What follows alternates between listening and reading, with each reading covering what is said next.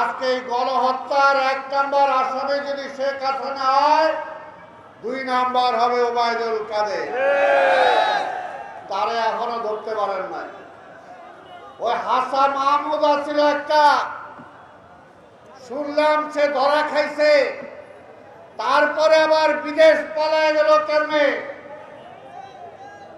স্বরাষ্ট্র উপদেষ্টা সাহেব, এগুলোর জবাব তো আপনাকে দিতে হবে।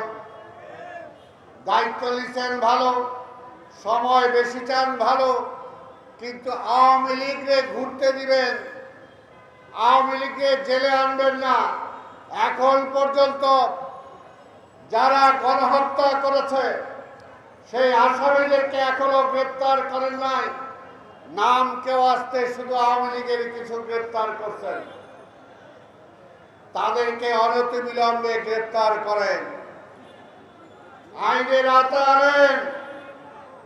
আরএফএল গ্যাস স্টোভ 25% গ্যাস সাশ্রয়, তাই টাকাও বাঁচে 25%।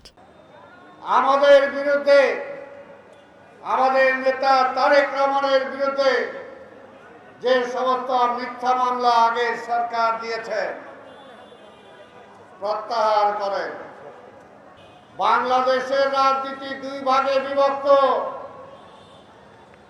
একটা হলো ভারতীয় আধিপত্যবাদ, তার পক্ষে আওয়ামী লীগ তার দোসররা, আর আরেকটি পক্ষ হলো বাংলাদেশের স্বাধীনতার পক্ষে, গণতন্ত্রের পক্ষে বাংলাদেশি জাতীয়তাবাদের রাজনীতি।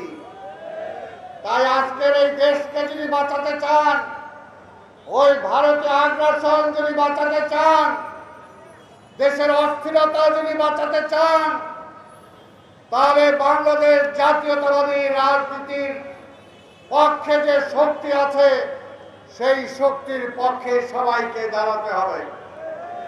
এই সরকারকেও বলবো,